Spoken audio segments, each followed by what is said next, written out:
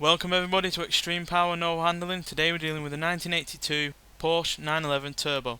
Now this is technically the 3.3 litre version, but now with the upgrades it's got a 4 litre flat 6 engine producing 660 horsepower and 598 pounds-feet of torque, which might not sound a lot in comparison to other cars that we've taken out on this series, but that is more than twice the horsepower than it had originally and nearly twice the amount of torque as well, which, considering this car was notable for its not poor handling, but dangerous handling in some respects, thanks to the fact that the engine is at the rear, might well be a bit too much for this car.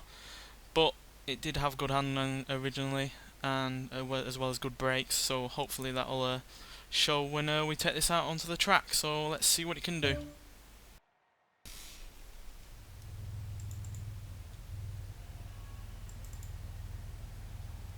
Now if we had a big enough straight we could actually do 205 mile an hour in this car, but we're not going to hit that on this track by any means.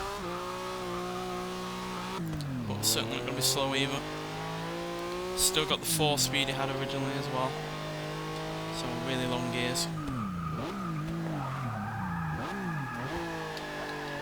And there's a up there.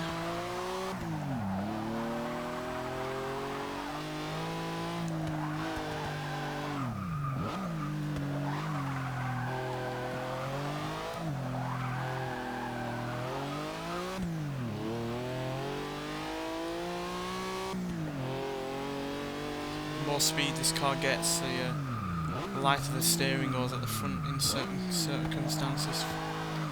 It just starts to lift up the front. It's got that much torque and power now,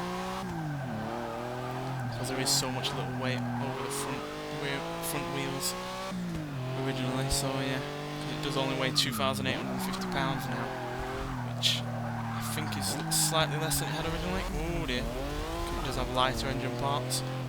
But it is also now twin turbocharged instead of single turbocharged from stock. So that's where it gets a lot of its power and torque from.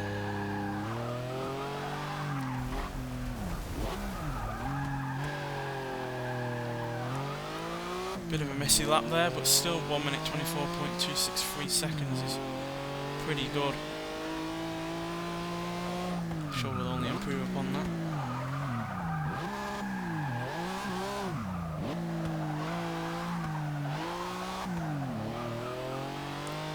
Surprisingly, it doesn't struggle for traction all that much, though to be fair the engine is over the rear wheels, so that has always been a Porsche trait that gives it more grip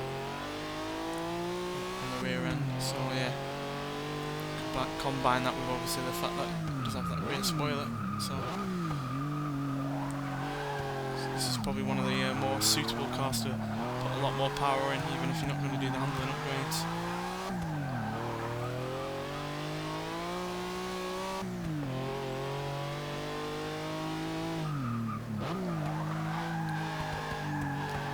Cars out there on this game that you can put twice the horsepower in or even more and still not really have traction troubles, especially in something old and the best handling car in the world as well.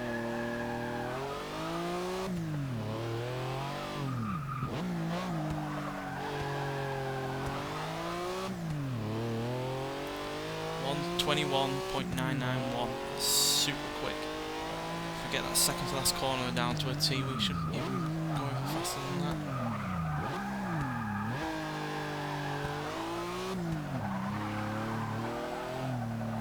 Oh dear.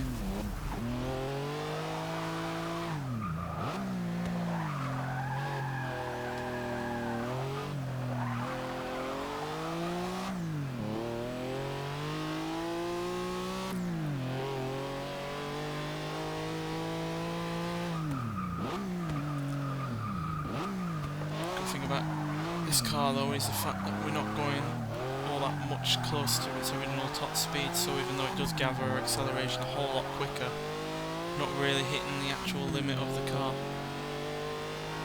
Because yeah, this car could do 157 mile an hour originally, so we're not even coming close to that. Obviously had to have the grip and the handling to be able to deal with that high top speed. Yeah, that's why we're probably doing a little bit better than we should be, really. Oh dear, oh dear.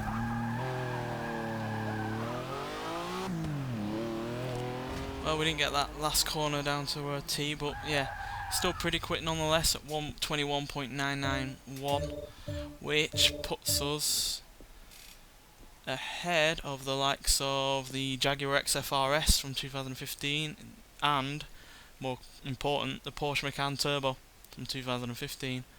We're 400ths of a second or thereabouts faster than that, and considering that is a car that has just as good handling and had all-wheel drive and more power, but then again more weight, it's pretty good that this car could beat it. So yeah, this is a car that can handle more than twice the power and beats, well, not modern rival, but modern Porsche equivalent, well, not even equivalent, but modern Porsche model from the same company. So yeah, pretty good nonetheless, and yeah, didn't have all that many oversteer issues. So yeah, still a solid car to drive, even when you got more power than it ever was meant for. Anyway, thanks for watching, and I'll see you in the next one.